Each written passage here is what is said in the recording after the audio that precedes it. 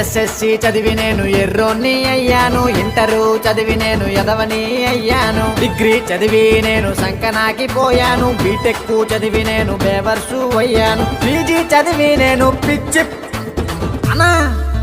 No unparliamentary language అన్నా, telling our pain only. PG చదివి నేను పిచ్చోన్ని అయ్యాను, వినవే వినవే మమ్మీ, చదువు ఉన్న మాకు లేదులే హామీ. అబ్బా వినరా వినరా తమ్మి, ఈ చదువే మనకయ్యింది అని. వినవే వినవే మమ్మీ, చదువు ఉన్న మాకు లేదులే హామీ.